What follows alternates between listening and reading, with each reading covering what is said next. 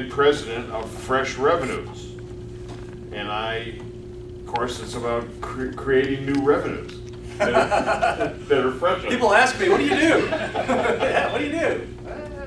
But he's been around this game a couple of times. He started several companies. He's very entrepreneurial. He's very sales-oriented. So I'm going to let him, I'm not going to steal any of his thunder. I'm going to let him tell you what he does and what kind of advice and guidance he has for you folks. So I have questions. Yep. You take them during, after, your choice. All throughout. Don, it's yours, my friend. Chris, this is like what, number 5 of these? Every semester this guy comes in here. Aren't you lucky? All right, so here's my deal. I do not come in with any pre-planned anything, right, Chris? Right. What I try to do is to tap into what's important to you guys. I have no secrets for the next, how long do we have together? 5:15. 5:15, so the next 55 minutes is all about you. So let's start off with something simple. A question for you. Ready? How many of you, and if you don't, that's all right. How many of you already know what you want to do after you graduate? You know the job you want. Raise your hand. Okay. The minority of folks, and that's okay. For those of you that don't know yet, give me some common denominator things that you know you want to get into. Let's take, for example, I know I want the job to be people-oriented, or I want the job to be more numbers-oriented, accountant type. So give me some answers. You didn't raise your hand. You raise your hand. You know what you want to be, quote unquote. What is it? You mentioned. I want to be an event planner. I want to start my own event planning business. Your own event planning. We have one in every class, and that's cool. Well, at least one. Yeah. And when I do training out in the world, I always have one in every class. So there's a lot of you out there. We got to find out what our point of difference is and be able to beat those guys out of that job. Make sense? Common denominator thing. Give me something. Definitely people-oriented. People-oriented. You like the people part of the business. I do. It's the fun part of the business. Give me something else, man. Well, I was going to say the same. Give me something else. There's got to be something else. Numbers oriented. You're a numbers-oriented guy? No. I was Okay. people-oriented. The exact opposite of that. So wherever the numbers are, I'm on the other side of the room. All right, cool. Anything, give me something that turns you on. The food and beverage side, the sales side, the accounting side, GM, don't know yet. I mean, like in hospitality, so very broad. It Not is. 100% sure, like It you said, is. people oriented. It is.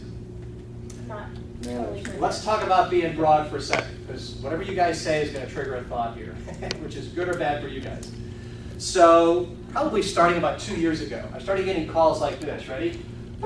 That's my phone ringing. This is Don Farrell. Don, yes, hey, listen, I own 300 gas stations, and I think I need to hire you. Gas stations. I don't know anything about gas stations other than the fact that they have gas. But what is it they're looking for that you guys are going to have, if not already, especially when you graduate? What are you going to have? An understanding of an H word. What's the H word? An understanding, say it again. Whoever's right there. Hospitality, exactly right. So here's this guy's story with 300 gas stations. And I'm using this as an example because you use the word broad. Hospitality is a broad definition. It's not just hotels anymore, is it? So, this gentleman owns 300 gas stations. And he's not stupid. He sees where petroleum is going. It's a dying commodity. Solar cars, hydrogen cars, nitrogen cars, electric cars, right? So less and less petroleum, higher miles per gallon of petroleum, less gasoline. The profit margin in gas isn't that great anyway. They maybe make 1 cent or 2 cents a gallon, supposedly, they say, right? So where do they make their money in a gas station? Take a wild, hairy guess. If you don't make it in gas, where do you make it? The inside of the store. They call those C stores. C is short for what? Convenience stores. That's where they want to get you, because that's the higher profit margin stuff, all right? But today's C store, do you see yourself going into those stores every day? Does anybody do that every day? I don't. They want you in there twice a day. So what do they have to do to create an environment, a place for you want to go, where you want to go twice a day? So what this guy did was he took 18 of his 300 gas stations. He leveled them, rebuilt them. So here's what they look like, because I drove up to one. We had a meeting in Nashville where he's headquartered. So as I'm going to Nashville, I stop into one of his gas stations. They're called Twice Daily. His other gas stations are called Dailies. Get it? Dailies and Twice Dailies. Pretty sophisticated, right? So the first thing you notice is you pull up to the pump. Everything is brand spanking new. Even the concrete. There's no like gasoline stains or anything, right? And what you also notice is a 32-inch TV over each set of 2 pumps. So you got 2 pumps here, you got 32-inch TV, 32-inch TV. And what are they showing? They're showing a soft sell, basically formatted commercial. It's like CNN, and oh yeah, once in a while they do a commercial of the stuff that's in the store to try to get you in the store. There are so many gas stations in America, Chris, they have their own channel. So these gas stations all over the country can tap into this channel anytime they want to and use this service, all right? So here you are pumping your gas. And here is what was supposed to happen and didn't happen, by the way. But he told me about the experience after I stayed there, after I stopped in there. So as I'm pumping gas, what was supposed to happen was a manager was supposed to come out dressed in a chef's outfit, a black top, folded over, big name tag, black and gray striped pants. Good looking outfit because I saw it when I went into the store with this great big name tag on, so you knew they worked there. They weren't just some loony coming up to you, right? So that person's supposed to come up to me and say something like, "Hi, ma'am, thank you for being our customer. Really appreciate you. Do you happen to drink coffee?" What would you say to this person if they asked you? What would you say? Yes. You do drink coffee. Do me a big favor. We have 32 new blends we just got in. Free cup of coffee for you. I'd love to get your opinion on the coffee. Anyone you want, it's free. Come on in. Again, thanks for being our customer. Stop right there. Has anyone ever had that happen to them at a gas station? Me either. I've even read about that kind of stuff, right? Much less seen one. So, that didn't happen. It was supposed to happen. So I go into the store, if I pump my gas, the electric doors open up like Starship Enterprise? Starship Enterprise. They go, doors open up. I walk in, and I'm greeted by a hostess behind a hostess stand in that chef's outfit. And she says, "Hi, how are you?" "Good. How can I help you?" And I knew the person was supposed to come out and offer me something, so I said something like, "Do you guys have like free coffee or juices?" "Oh, yeah, come on, let me take you over there." Not like it's over there, let me take you there. She takes me over there, there's 32 kinds of coffees, all kinds of teas, juices. And you know how the tables are like around the room in a C-store? Well, this is like serpentine, like curved. So it's like no other C-store you've seen. You see a great big glass cave, clear cave, with beer in it. It's called the beer cave. Over here, they're making fresh sandwiches to order. Over here, they're making fresh salads to order. Chef salads, chicken salad, seafood items. So they've got a great combination of things you can put in a salad. Custom made to order. This is a gas station. So why is he calling me? So he rebuilt 18 of these things, right? At the expense of Shell Oil. Shell Oil funded this whole thing. Shell tried to do this, they're too big to do it right. So they contacted one of their best franchisees, this guy in Nashville, and said, "Hey, would you do this concept that if it works, we'll do it nationwide?" So it's kind of a lab, all right? So they do everything right in terms of the construction. And he asks me, so guess what I'm missing? Guess where I'm failing? Guess why I'm not hitting the ROI, return on investment? And I said, "I give up." He said, "Because I don't have hospitality. My best managers don't know the definition of hospitality, nor do they know how to train it or deliver it or follow it up. You guys do. So, your education you're getting here isn't applicable only to the hotel world. You're going to be very attractive to people like Audi and people like BMW." You're like, "What? How?" Because they're calling me also saying, "Hey, can you train our customer service agents that greet you when you bring your car in to be serviced? Can you train them like you train concierges at a 4-star hotel?" "Yes, I think we can." "Okay, great. Train 332 of these guys at 332 different stations." Okay? So hospitality has a broad definition from now on. Deal? Did you just learn something, I hope? Yeah. All right, keep going. Did you raise your hand? You said, "I know what I want to be when I grow up"? No. No. Give me something that appeals to you.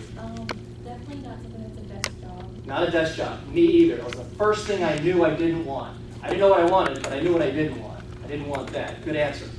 Same, not a desk job. Not a desk job. Super fast paced. Yep. People oriented. Are you ADD?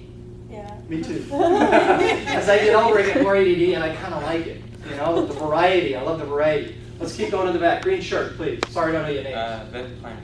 Event planner. Uh-oh, there's your competition. Please. I want to be an event planner. Now, whoa! You were right. 3. What turns you guys on about event planning? What is so exciting about that? Green shirt.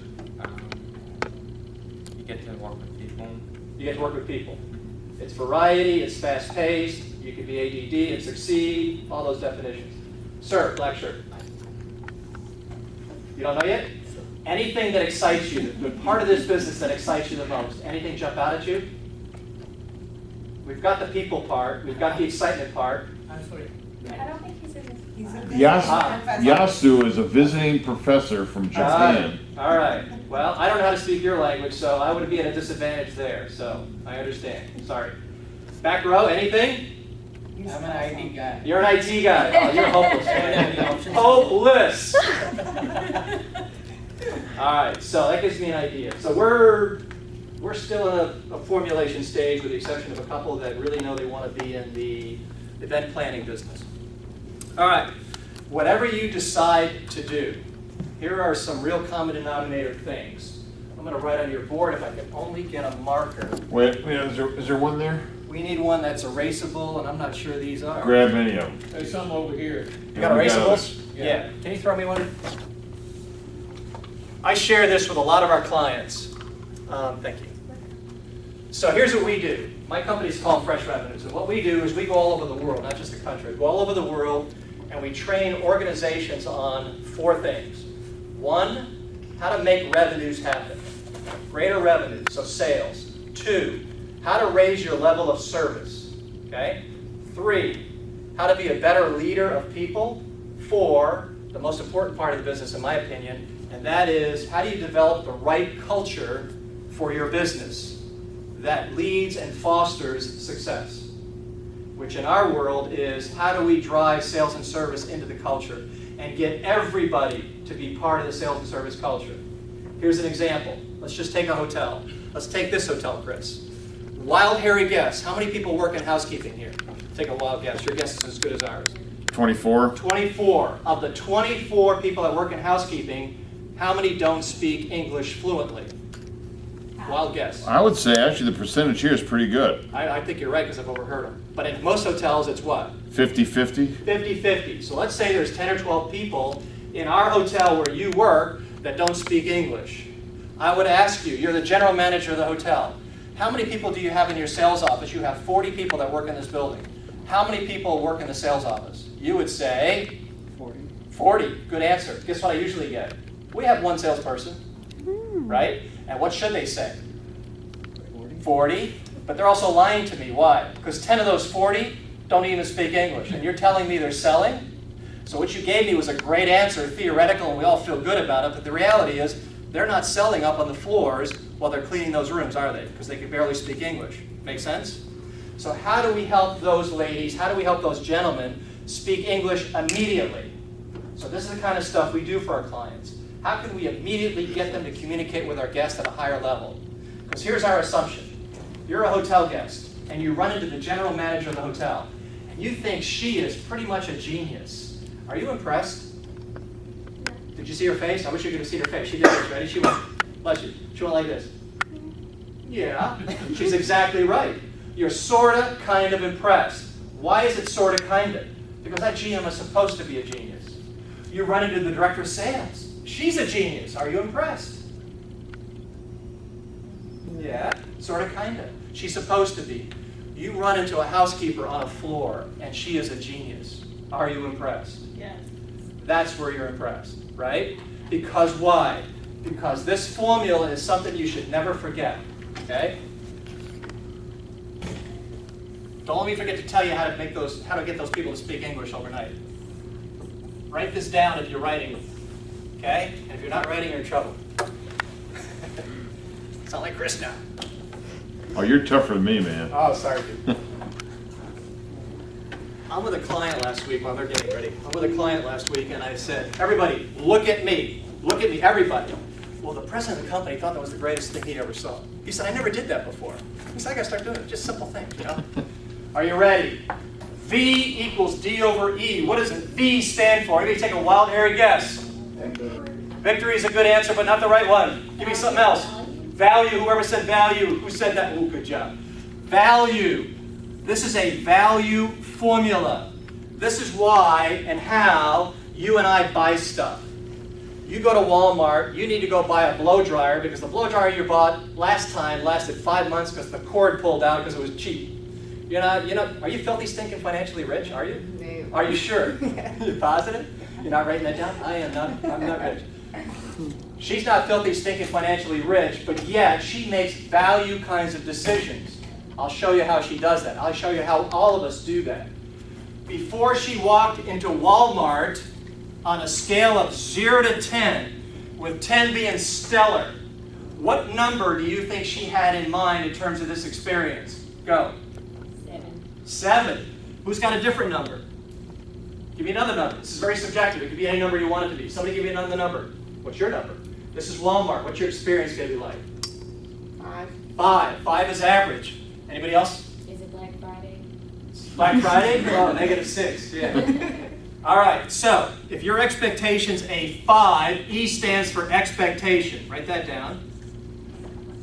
You're expecting a 5, which is an average experience.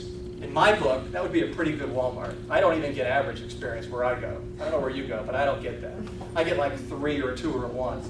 But let's just say I'm expecting a 5. Guess what D stands for? Anybody? Wild guess? Delivery. Write that down. Delivery. So you know the person that's supposed to greet you at the door?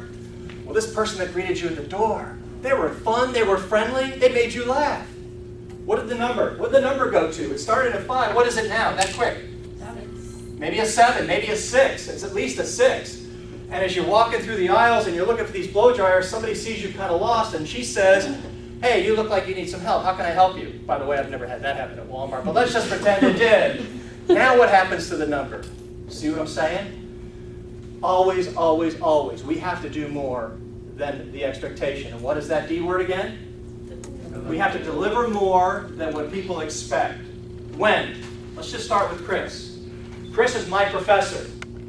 I need to deliver more than the guy expects. Why? Because then I'm a superstar.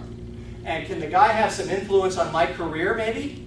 Does he come into contact with people like me who are hiring people maybe someday? I think the answer is yes. I think we have professors in the room that can get you hired. But you've got to deliver more than they expect. Why? Because how many students do they have? You're getting lost in the jumble, man. There's 3 people in here that already want to be meeting planners. They want to be event planners. You've got to stand out. The only way to stand out is to deliver more than what people expect at every single turn. On the interview, you've got to deliver more than they expect. On the job, in your own personal life, with your kids, if you deliver more than people expect, you're heading in the right direction. Make sense? Yes.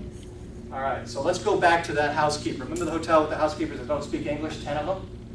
So we want 40 people selling.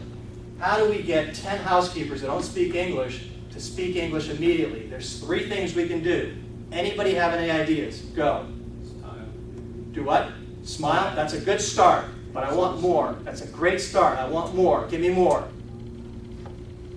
Okay, here's one. Let's call it Plan ABC, all right? Let's call it Plan ABC. And by the way, this is what we're teaching hotels in the field, Chris. Very practical, tactical stuff. So,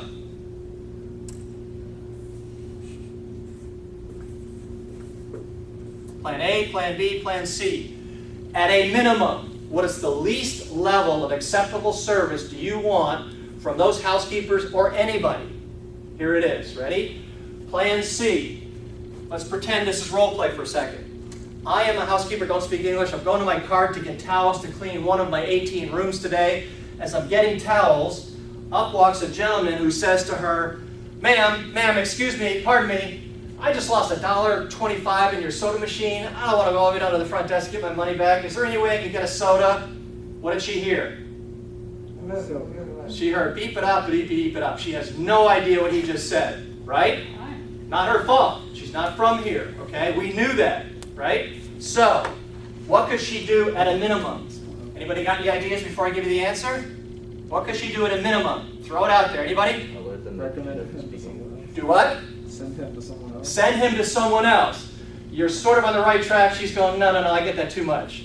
I go to Walmart and I say, hi, can you help me? Yeah, go see him. That's not what she's looking for, but you're heading the right direction. At a minimum, she can, anybody got it before I say it? Call someone? Very good, right there.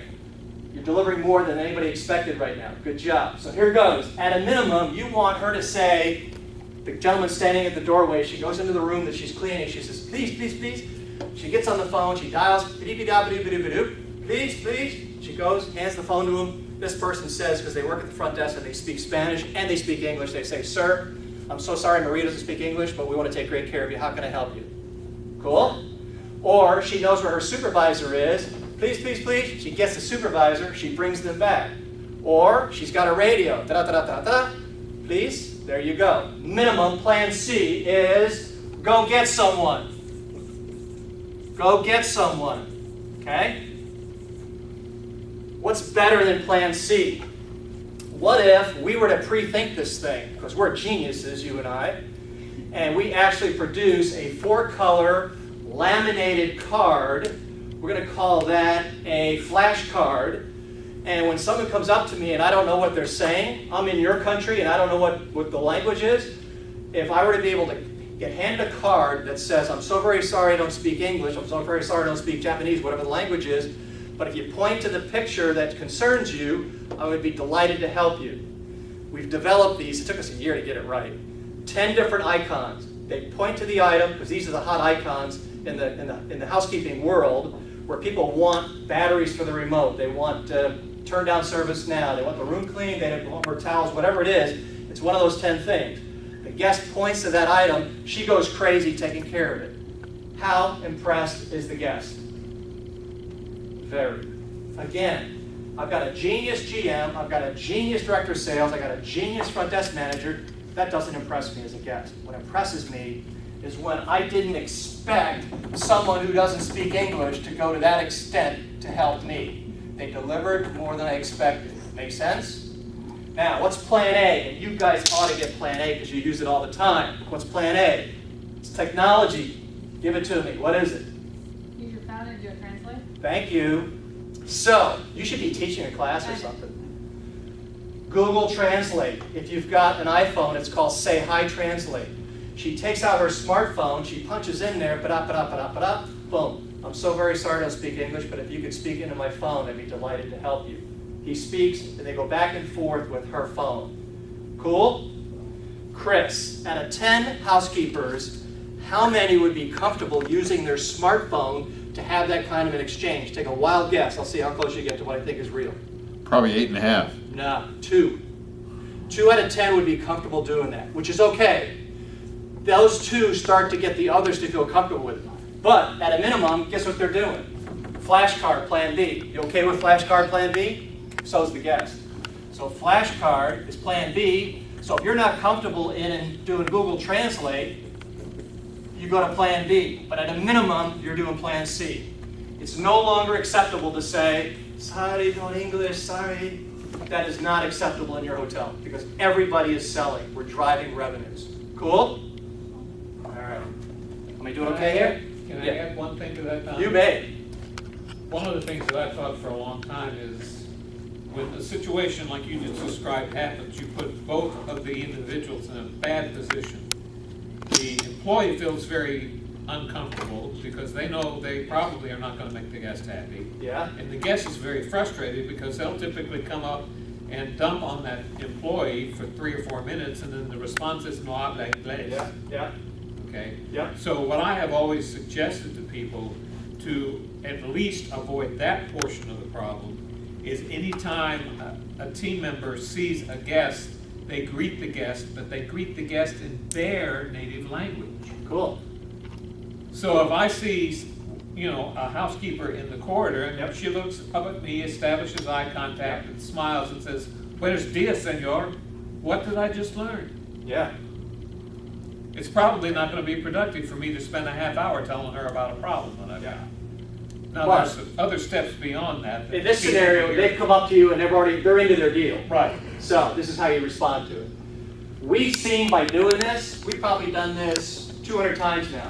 In doing this, you can drive something you want to drive in your business. Let's start it off with a question. The name of the game in meeting planning, being a general manager, sales, catering, accounting, whatever it is you do, the name of the game is to satisfy your guest, your consumer, your customer every single day. True or false? True. True or false? False. And I'll tell you why. So here's a little bit of a mind shift. The word satisfaction. The word satisfaction is giving people what they expect. Is that what you want to do? What do you want to do? Give more than that. So we need a new definition. The word satisfaction isn't cutting it anymore. We need a higher level of satisfaction, and it's an L word. What is the L word? Throw it out. This is what you want to drive. Are you sure this is permanent? It should say on It says permanent marker. it. Okay. That's not it. Well, I'll stay with what I had. All right. Loyalty is what you want to drive. Loyalty. Let's define loyalty. Loyalty does three things. Real simple. One, the consumer only wants to buy your product or your service. If it's a hotel, you want them coming back to your business every single time. Yeah, but there's new hotels opening up. There's cheaper hotels. They don't care. They're loyal to you. And how do you get them to be loyal to you? You deliver more than they expect. Goes back to V equals D over E again. Make sense? So let's keep going. So loyalty, three things happen. They will only use you. Two, who do you want them to tell about their experience? Who do you want them to tell? Everybody. People around. Family. Sprint. Friends and family. You want them talking about your business.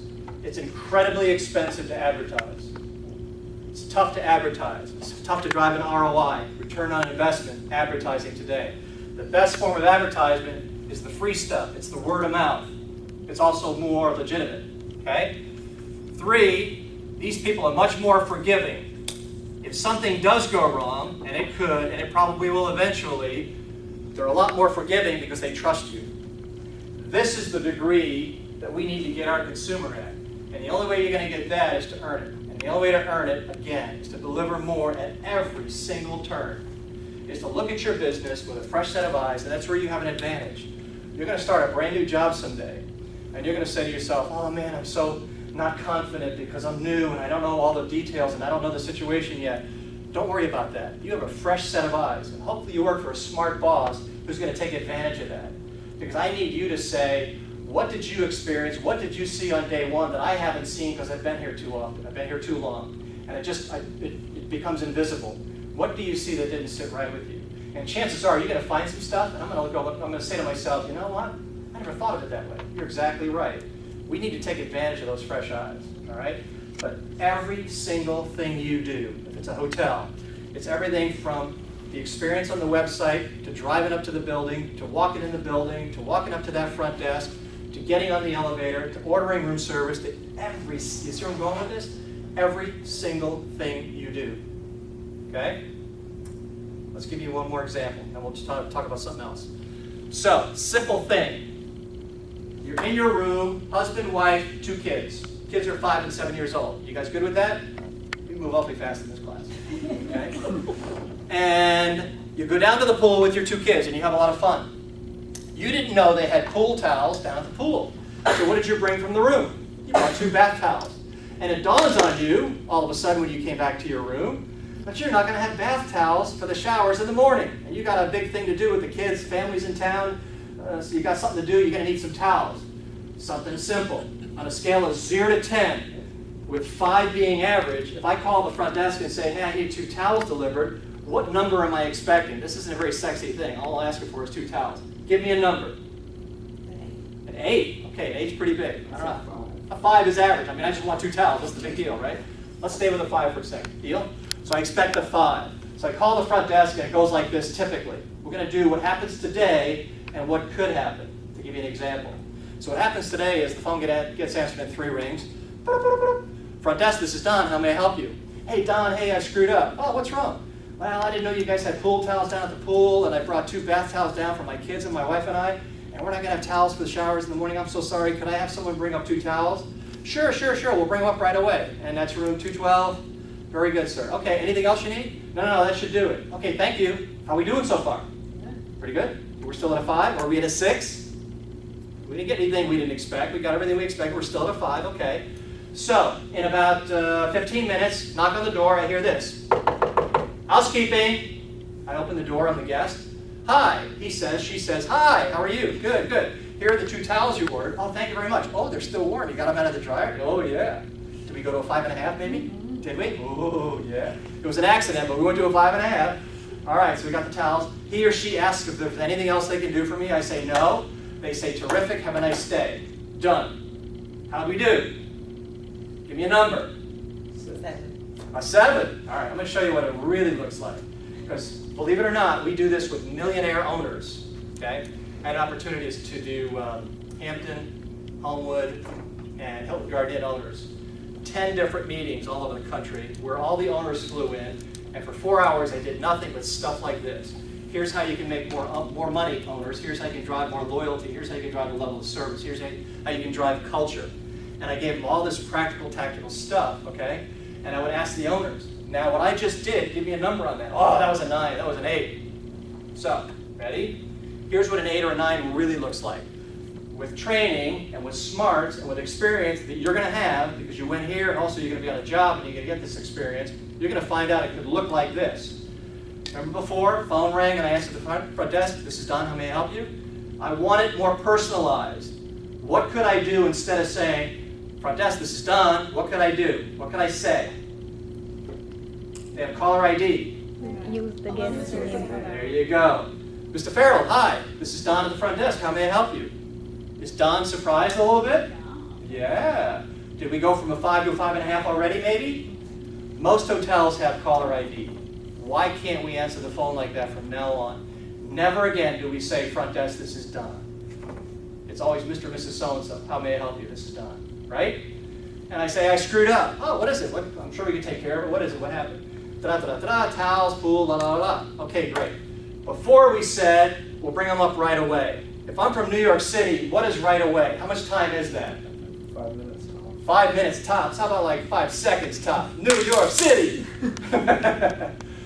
Their definition of fast is like now. If I'm from Memphis, it could be sometime today, we're good.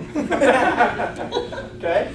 So, bottom line here is we don't want to say we'll bring them up right away. We want to say what? We want to offer a what? We want to offer a what? Time limit. A timeline. Good answer. Close enough. A timeline. Mr. Farrell, we'll have those towels up to you in how many minutes would you say max? 30. Max. Max. Max. Max. 10 minutes. 15 minutes. Good answer. Okay? Because when you promise 15, which is what you promised, which is what they expect, you want to do what with the D word? What do you want to do? Give them 5. Deliver more. So instead of 15 minutes, you said 15, you're going to deliver them when? 7. 10. There you go. 7, 8. So this gives you an opportunity to exceed the expectation of 15 minutes. Cool? Okay. Do you want to say, like, I'll bring them up in 2 hours? No. That's a little ridiculous. Well, 15 minutes, I think, is tops. Okay? So you bring these towels in 10 minutes. Now, remember when we knocked on the door, we said what? What did we say? I want something sexier than that. Give me something better than that. When I say that in hotels, you know what I get? Housekeeping. Mr. Farrell. Hey, big boy. All right, we got that on video, right? We're going to cut that part. 2 words. G word, S word. Guest service. There you go. Say it loud. Guest service. Guest services. Does that sound a little bit sexier than housekeeping? Okay. When I opened the door, this person said to me, hi, I understand you ordered 2 towels. Here you go. What could be better than that? Personalize it. What do you want to say? Hi, Mr. Farrell. Hi, Mr. Farrell. My name is... What's your name? Jessica. My name is Jessica. I understand you ordered 2 bath towels. What did you bring? 4 bath. 2 sets of towels. Mr. Farrell, I understand, Miss Jessica, I understand you ordered 2 bath towels.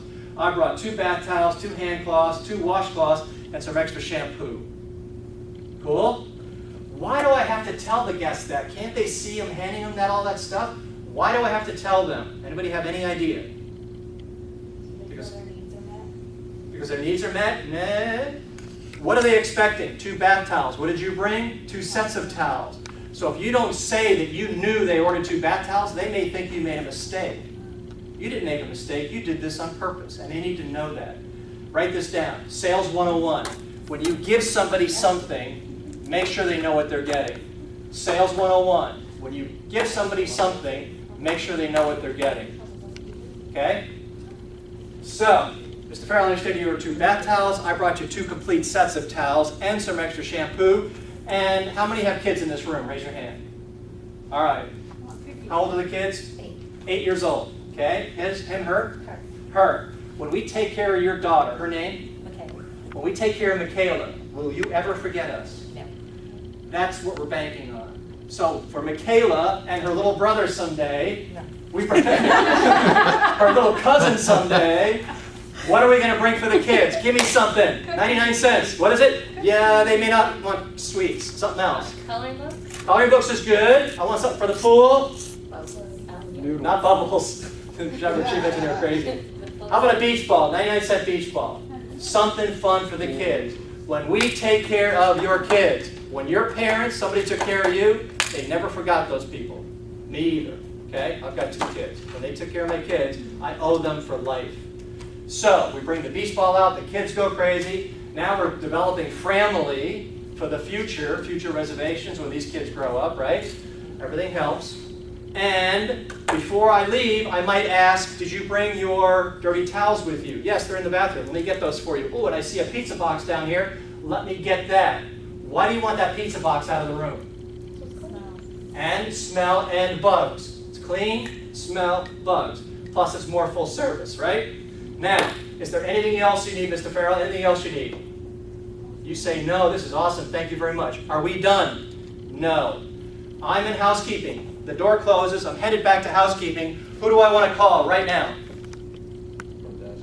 Why front desk? Let them know that you. Exactly. Good answer, dude. Call the front desk and say, I just dropped off those towels. Because what you need to have happen is you're working the front desk.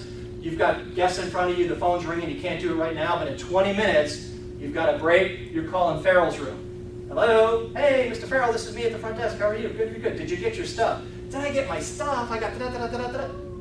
That's a 9. And what did it cost you to be a 9? What did it cost you in dollars and cents? Anybody have an idea? 99 cents, a little bit more towels, shampoo. That's what it cost you. It cost you peanuts to drive loyalty. Loyalty generates money, revenues. It drives the culture in your building. Everybody sees housekeeping part of this. Everyone sees front desk doing this. Everyone sees non-English speaking personnel trying harder to communicate with our guests. How cool is it to work there? That's what you need to be part of. That's what you need to be driving in the future. And you're going to figure it out. You're going to figure it out what you want to be, and that's cool. And when you do, you're not going to go in there and say, I'm going to drive satisfaction. You're going to drive loyalty. You're going to find out what it takes to deliver more than what people expect. And when you do that, you're going to become the person you want to become from a professional standpoint. Are you cool with that? You like this story? Yeah, happy ending? Cool. All right, what else you want to talk about? Somebody throw something out, man. It's your time. Anybody? Chris? Well, I think you ought to talk a little bit about some of the career opportunities you're seeing out there. Great question. As you know and you see and you experience, well, let me ask the question. Let me not just assume. Service in America, people. By show of hands, is it getting better or worse? Who thinks it's getting worse? Raise your hand. How many think it's getting better? How many didn't raise their hand because they want to call their attorney? One more time. It's getting worse. Raise your hand. Why do you think it's getting worse? Because there's a lot of people in the service industry now that aren't passionate. They couldn't hear you. Yell it out. There's a lot of people that's not passionate about what they're doing. They don't believe. Why are they not passionate?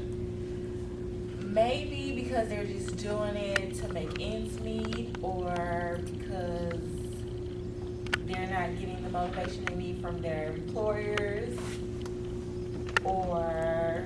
Do they get up in the morning and say, you know what, I'm not doing a good job today.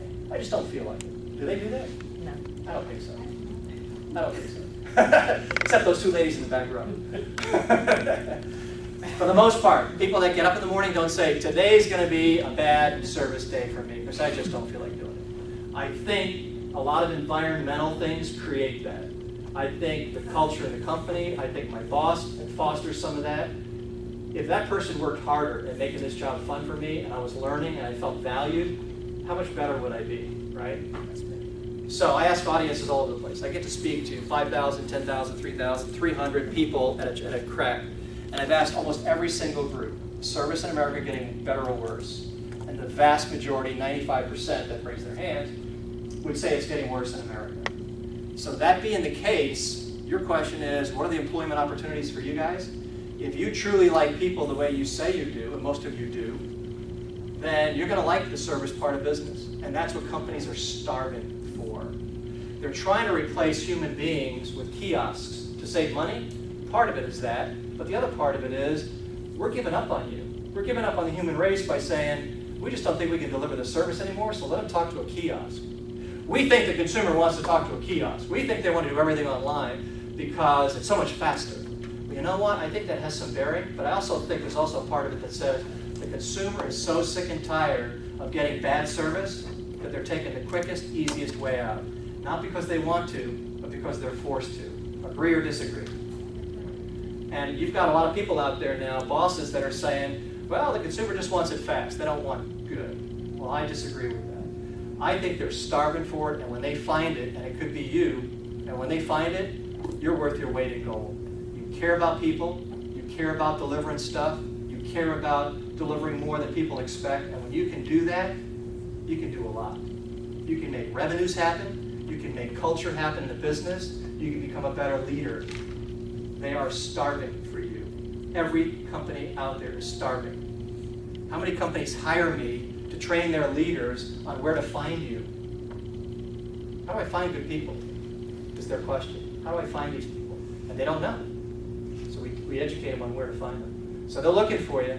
You just got to be that. You got to be that person that delivers more, and you've got that personality that you put into it. Write this down. John Maxwell is the guy's name. John Maxwell. John Maxwell is an ordained minister. This guy's written like 72 books on leadership. And I like reading the guy's quotes. He has a quote that I've been dragging around now for the last 2 years. I haven't found a better one in 2 years, although I've seen some good ones. He says, ready? People don't care how much you know